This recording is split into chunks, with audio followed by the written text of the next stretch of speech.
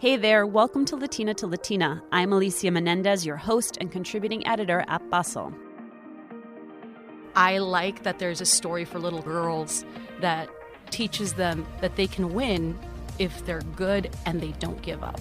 And I think that that's actually like a big recurring theme in my life, is that if I work hard and I don't give up, maybe I'll win like my character did. This episode, I'll be talking to Cristela Alonzo. When we met 4 years ago, she was on her way to making TV history as the first Latina to create, produce, and star in a network sitcom. She's amazing. But all that career stuff is nothing compared to the actual, in-person magic that is Cristela Alonzo. All the talent, none of the ego. You've lived one of the things on my bucket list, which is voicing in my case, a Disney character. Yes. You voiced a Pixar character. I'm a toy. I'm a Latina toy. What came with that was friends from high school reaching out and asking you if you would like call their kid to be like, "Hey, it's Cruz Ramirez." You know, it's funny because I get people that say, do the voice for my kid. It's my voice. So I just talk. Hi. Yes. So I'm like, hi, this is Cruz. And you can tell they're so disappointed. Like, they wanted me to turn into a yellow car right in front of them, like I'm a transformer. Like it's my voice. It's my voice. Was it cool? It was awesome. I got the job. I'll be honest. I had been asked to do The View, and I turned down The View. I loved The View, and I loved the women on The View. But when you know it's not for you, you just can't make it work. And I said no. And again, my agents were like, what are you doing? This is dumb. And I said, no, it's just my heart's not in it, and I can only do things that I want to do. And 2 weeks later, I got the Pixar meeting. And it was so secretive. They didn't tell me why I was going. One of my agents called me and said, do you want to go to Pixar? And I'm like, I guess. Like, it's such a random. I'm like, do you have a Groupon? Like, why are we going? Like, I don't understand. So they didn't give me any details. I went to Pixar. They gave me, like, the super private tour. Couldn't take pictures. And then they start telling me about Cars 3. And then I'm like, well, that's cool. Good for you guys. I hope it works out. Because I didn't know I was auditioning for it. I didn't know they were considering me for it. And then they asked me to read some lines. And I was like, oh, you want me to be that character? And they're like, yeah, didn't they tell you? And I was like, no. So I auditioned for it. And 2 days later, I got the call, which came at the perfect time. I was in Canada doing a stand-up tour. Someone had stolen my identity. I lost my credit cards. I was completely like, no money, no nothing. Like, I walked. Can I get an advance on that? Yeah, like I had no money. And I remember I walked 2 miles to this bank. It turned out to be an office. It wasn't a bank. It was like mortgages. I lost it. And at that point, I was miserable. I got the call saying that I got Cars 3, and I was like, yes. And I started working with them, and I found out that originally my character, Cruz Ramirez, was a boy. And then they decided to make it into a girl because they wanted to introduce a girl character to show that girls could race too. And I was like, I love that already. Great, love it. Then I started reading the lines, and it was a small role, and they were like, oh, it's no big deal. You'll come in, you do some lines, you'll be done soon. So they started flying me up from LA to Oakland, to like Emeryville, where they're based. So my daily commute started being flying up to do lines. And I was in the booth, and I was in there with the director and, with some of the writers. Like, there were like maybe 4 people with me at all times. And between breaks, I would tell them stories about growing up in South Texas and just different little stuff. And they started adding lines that I've said into the script. And then I said, oh, my God. And I even noticed it. I'm like, I said that. I remember I said that. And this part started growing more. They kept rewriting it and rewriting it. And then they kept adding more of the stuff that I was talking about. And one of them actually became like the heart of the movie, which was me dealing with imposter syndrome and just feeling that I'm not going to be good enough. I'm going to be caught. People are going to find out I'm not, that I don't deserve to be there. Dream small, Cruz. That's what my family used to say. Dream small or not at all. They were just trying to protect me. But I was the fastest kid in town, and I was gonna prove them wrong. What happened? When I got to my first race, I figured it out. What? That I didn't belong. When I was younger, my family used to tell me that because that's what they had been told. So when I was a kid, I told them that I wanted to act and I wanted to perform and write. And they were like, yeah, but that doesn't happen for people like us. Like, be more realistic. Get a realistic dream. And I was like, no, I think I can do it. Like, I really want to do it. And they're like, no, like, you are not like that. Dreams like that are for people with money. You don't have money. Like, be more real. Be wise with your choices. And I told Pixar that story, and I told them how my mom used to always tell me to dream small so that I wouldn't be disappointed. And I was telling her that I just really always wanted to try, because even if I failed, I felt like I won because I at least tried. I didn't have to wonder. I had no regrets. And I remember telling Pixar, like, there was a moment that, you know, every moment that I go into a room, even now, where I know that I'm going to be the only one of my kind, there's always a second where I realize, where I wonder, is this the moment that they find out that I don't belong here? Is this the moment that my family pretends that like, if my family thinks, you know, when I find out that my family's right? And they were just, I didn't know this. The next time I went up, that was a big scene in the movie. And they had me read it, and I bawled while I read it. And I think that's the take we used, because it was just so, I couldn't believe it. Like, I couldn't believe that. And it was that thing where Pixar said, we felt the heart of Cruz when you said that. And we realized that's what Cruz was. So we want to give Cruz the chance to win because you won. And I told them, I haven't won, but I love that Cruz is going to win because I haven't won, but I love that Cruz is going to win, because that shows me that if I'm Cruz and she gets to win, then maybe I get to win eventually too. And that became, the whole character grew where, you know, spoiler alert, adults listening to this podcast, Cruz wins the race at the end. And she gets to accomplish her big dream of being a racer. And I remember when they screened it, they said Pixar screens it privately. Crying more or less than I'm crying now? I was probably crying less just because I don't. Like, listen, get it together, lady. No, well, you know, honestly, I was crying less, and I'll be honest with you, I was crying less because one of the biggest problems I have is that I'm very hard on myself. I have very low self-esteem. I don't think that I deserve anything I get, but I work really hard. So I accept that I get things because I work hard, but I don't think I deserve them. And it's because I was raised to think like that. So I was crying because I couldn't believe that someone acknowledged my story as being special, because no one ever tells me that I'm special.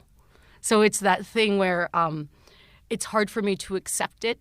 You know, even when the movie was done, I couldn't believe that it took a time. I don't even think I've really accepted that I was part of it. Pixar did that like a secret screening outside of Phoenix.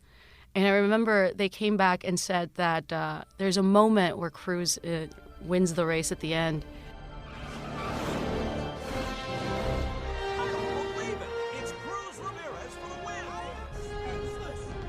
And the kids and everybody in the theater applauded because they didn't see it coming.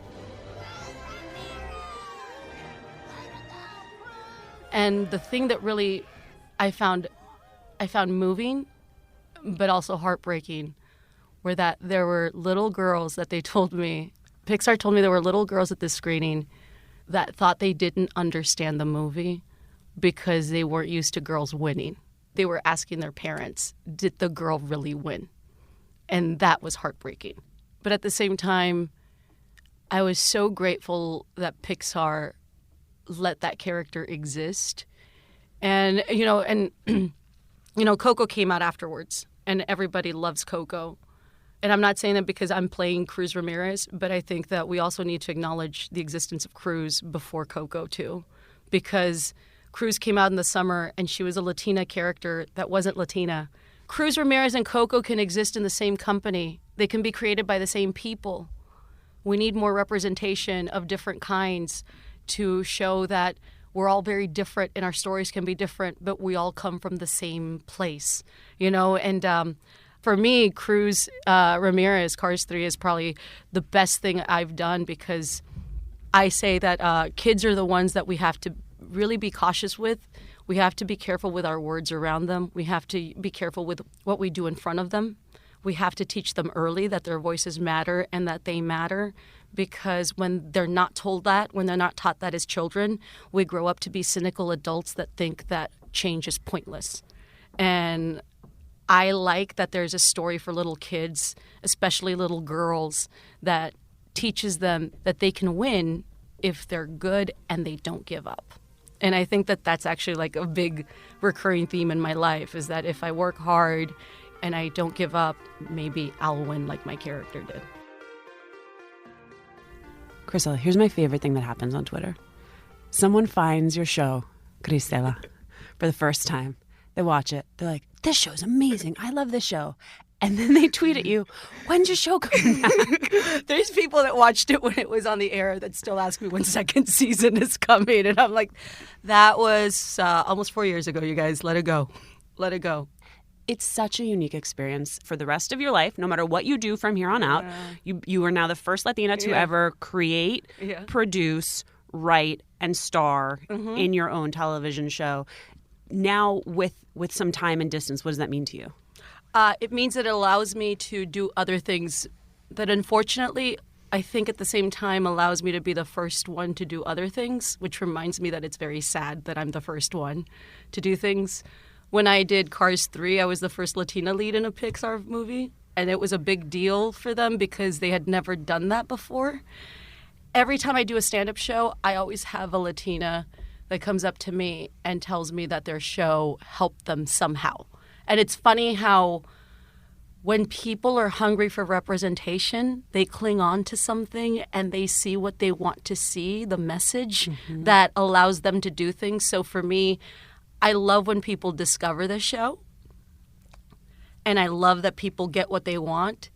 At the same time, though, I hate that I didn't get more of an opportunity to work on the show, especially right now in the time that we're living in. Yeah, can you imagine that show in this moment? Yeah, because my whole life is based on really thriving in these moments and like really trying to bring out a voice that is never featured, never focused on. And I think that's a little heartbreaking. That's annoying. It was largely sort of in the format of shows that you had grown up loving. Yes. You know, these like multi-cam family sitcoms. And it was inspired by your experience as a Mexican-American growing up. Yeah, it was actually a time in my life where I actually moved in with my sister to help take care of her kids. I helped raise her kids, 3 kids. In the show, there were 2 because 3 kids is expensive. Lots of tutors on set. Exactly. It was taken. So I had moved in with my sister. I was taking care of my mom. She was sick. I was taking care of the kids, and I wanted to show a show where the woman didn't need to find love. You know, it was because I feel like every time we see a single woman, a lot of times it's her trying to find her perfect match. And for me, I wasn't really allowed to at that time. I had other responsibilities. I wasn't special. I knew a lot of women in my position, but we don't have shows about them. We don't talk about them at all. You know, I thought that was really groundbreaking to actually show a single woman that didn't necessarily think about getting married because she was the aunt. But how funny we never talked about your show as a feminist show. No, because... it was too busy being a Latino show to be a feminist show, and it couldn't possibly be both. Absolutely. You know, it was that thing where I was the fish out of water at work. I worked in a law firm, and my boss in the show was actually based on an old boss I used to have that was super Republican. He would threaten to fire me if I didn't read Ann Coulter books because he wanted me to learn like the right way to do things. And I like your play on right there. Isn't that crazy? Like, he would leave the books on my desk and he would say, "This is her new book, you should read it." And he would quiz me on it to see if I read it, and I would have to read it.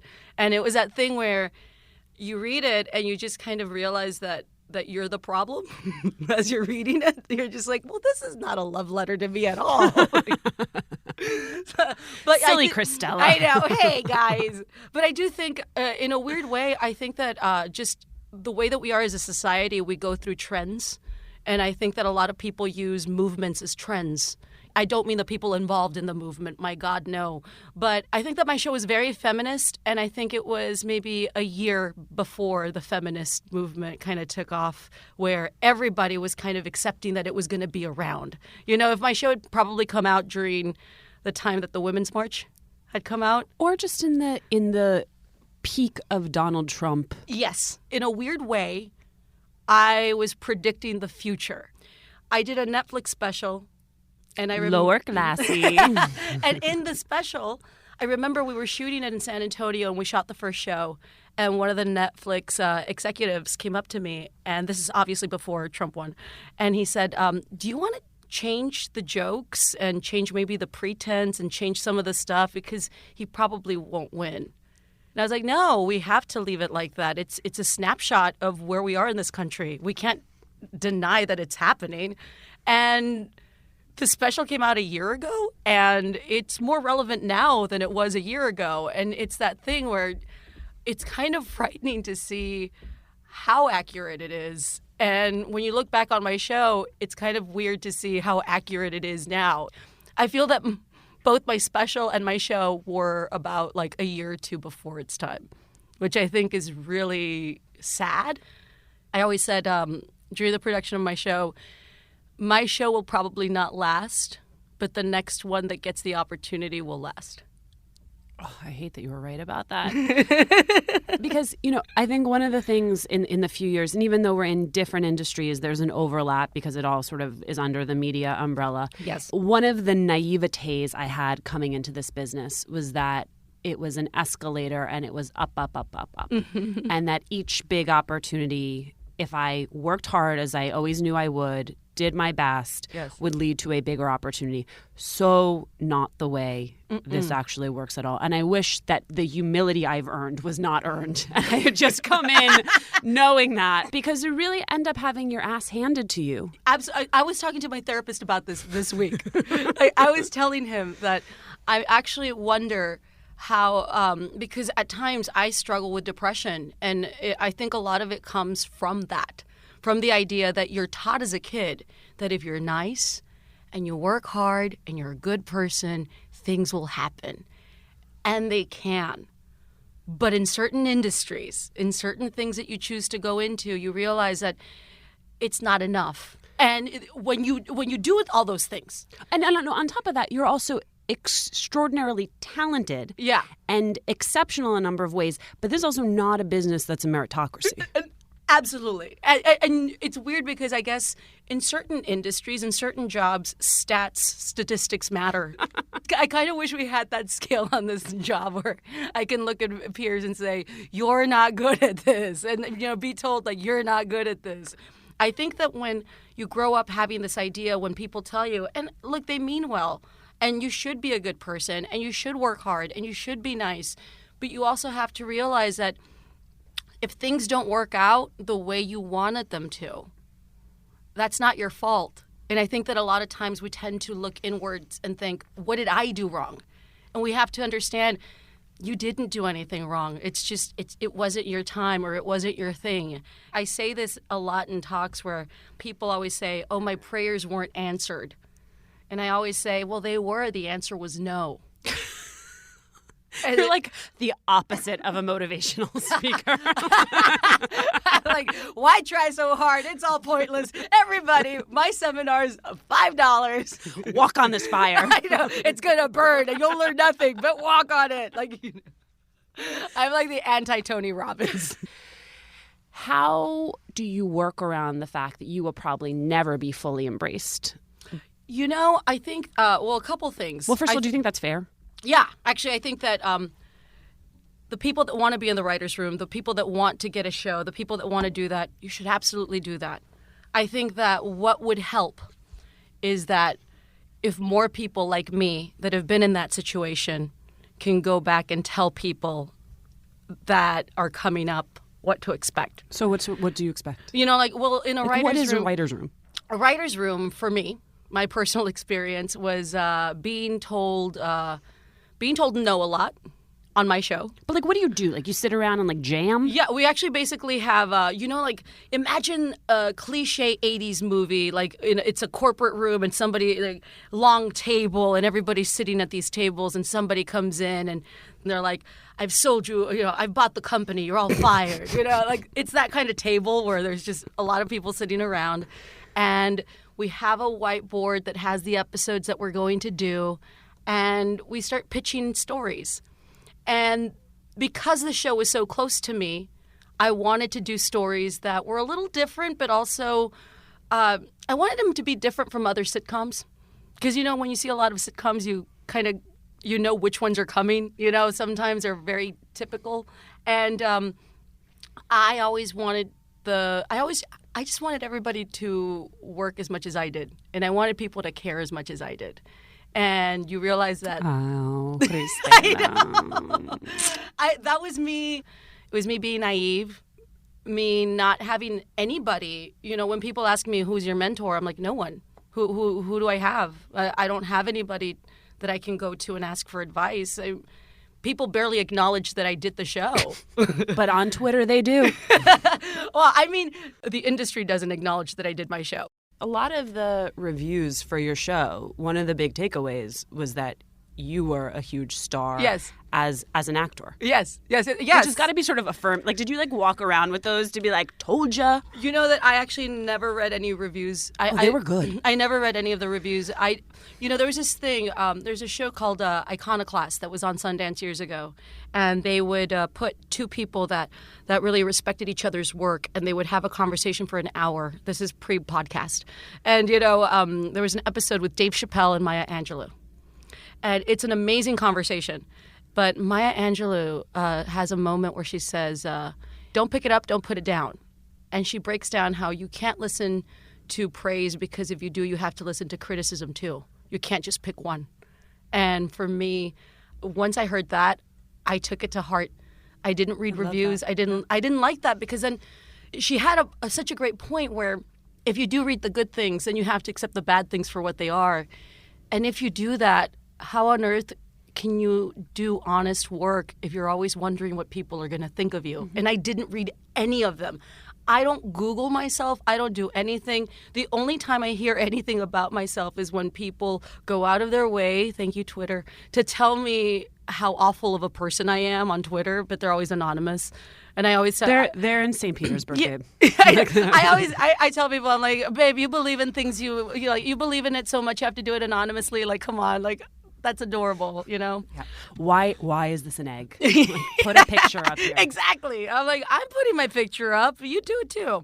Okay, the show actually gets picked up, which is like nothing short of a miracle. Yeah. It gets called, because you didn't read the press and I did, it gets called The Little Show That Could. Yes.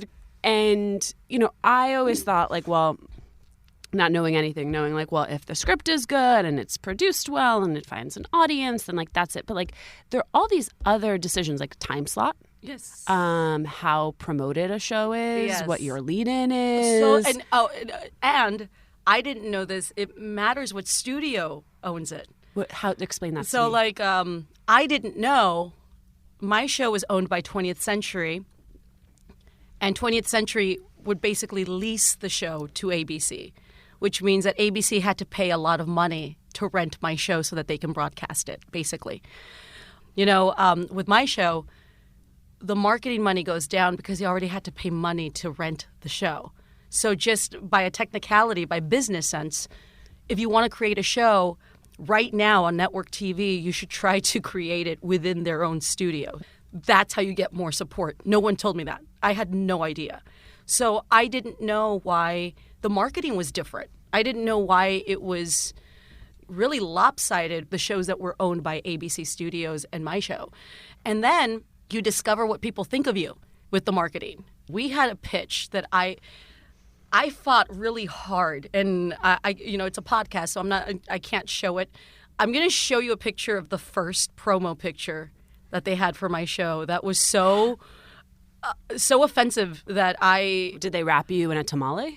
What was it? It was me. It really was the same picture that they used, which I hated. They told me they weren't going to use that picture. They told me we were going to reshoot it, and they totally didn't, and they used the picture I hated. In the first reincarnation, it was me wearing a quinceañera crown. And each little point in the quinceañera crown had the letter of my name, and it said Cristela. See, I was worried that my tamale comment was over the line, but now I feel actually pretty good about it. And then at the bottom it said, meet the new reina of comedy. So it was like, basically like, if the poster could speak, it would be like, ay, ay, ay, ay. Like, it's just terrible. Yes, like mariachi sounds everywhere, piñatas being hit, everything. And I was mortified. I was just like, we can't do this. Everybody's going to hate this show. Please don't do this. And I didn't know that I didn't have a say in the poster. So I had no idea. Even as the EP and showrunner. Because that's different. That's like, I didn't know. So I had to fight really hard for that. And they didn't like that.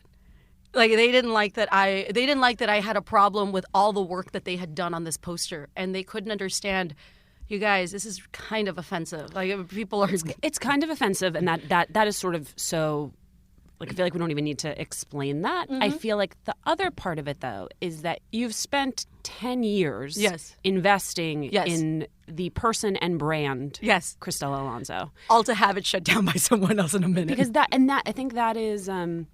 It's what people don't understand. It's even if you think you get it, I think you can't until you've had the experience yourself. Absolutely. The viewer or the person who's consuming that won't be able to differentiate the choice that was made on your behalf from you. So no one's people are gonna look at that poster and say, "Wow, that Cristela Alonzo, what a dum-dum." Everybody thinks that I do everything. And that was one of the things that Which, P.S., you sort of do outside of... Like, you are both like a website builder and your own graphic designer. And I do. Your own makeup artist. Yes, so. I do it all. I do it all. I always say that you learn to do things out of need. So it's like I needed to do it. I didn't have money, so I learned how to code. I learned how to build my site. I built everything. I did everything by myself. The thing is that I've decided to just pursue strategic incompetence, where I walk around to all my friends and I'm like, I don't know about websites. Does anybody know how to put on fake lashes? I actually had to drop out of college to take care of my family. And what I did, I used to ask my friends to send me what they were studying, their curriculum, and I learned it by myself. So oh my God, you're seeing the Good Will Hunting remake, right? So I actually learned a lot of the stuff that they were learning from YouTube, and I would buy my own textbooks that they were doing it, and I would read them on my own. That's how I learned stuff. I actually went to my own university that I created, and it was all based on the curriculum that I was getting given by my friends. So I learned everything. That's why I tell people, we live in a time right now where you, if you can't afford to go to college, that doesn't mean that that's an end to it. One of the things I watched you run into with the show was the fact that it was a Mexican American family, and because there are so few shows or such little content about Latinos, a lot of the feedback was, "Well, this isn't my family." Yes. Well, you're not me. Yeah. And our mutual friend Jose Antonio Vargas has a secondhand quote. So forgive me if it should be attributed. I attribute it to Jose, but. Do you know when we met, I kept calling him Jose Antonio?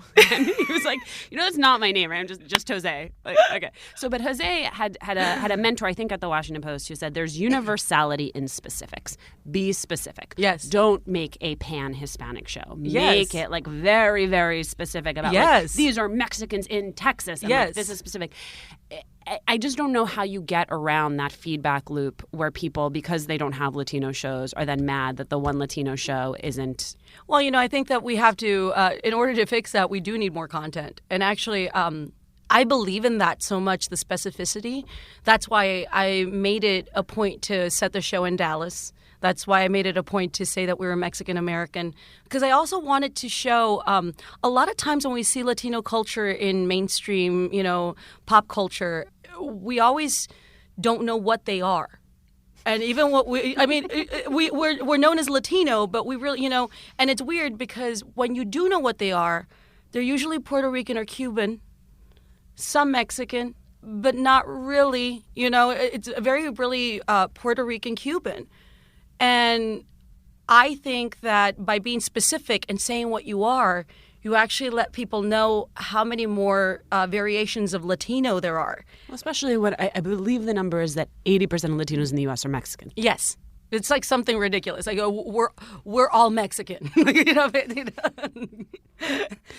let me save you money on your ancestry DNA test. This is the point where like someone hears me say that and starts tweeting at me. I'm not Mexican. You know? But yes. Okay, but to underline the point for someone who is listening and having that freak out moment, it is that given that the vast majority of Latinos in this country are Mexican or Mexican American, then the fact that the majority of content or representation is of people like myself who are Cuban American, or Puerto Ricans, that ratio is the problem. And it's weird. Yes. And you know, what's interesting to me is that, you know, I think that people, the Latino community is very hungry for representation. You've seen it in media. Everybody, like right now, people are saying, they're talking about Latinos, the lack of Latino presence in the Oscar nominations, and what do we do, and what do we do? And we have to realize that it's not a quick fix.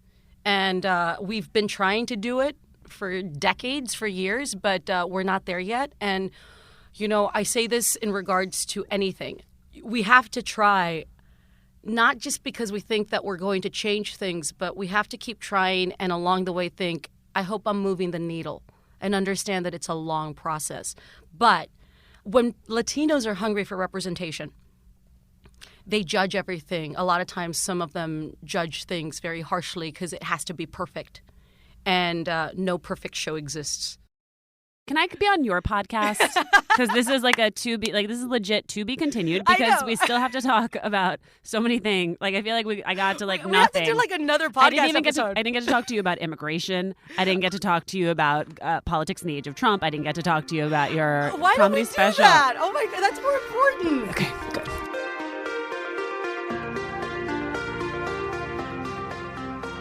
That's it for now, but we want to hear from you. Email us at latinatolatina@bustle.com. Send us ideas for awesome guests or whatever it is you're thinking about right now. Remember to subscribe to Latina on Apple Podcasts, Stitcher, or wherever you're listening. And please leave a review. We love hearing from you.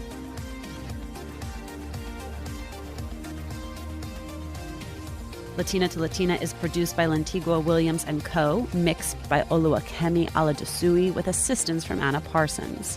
Our executive editor is Emily Ann Epstein. Our editorial supervisor is Roseanne Salvatore. And we got to give a special thank you to Jenny Hollander.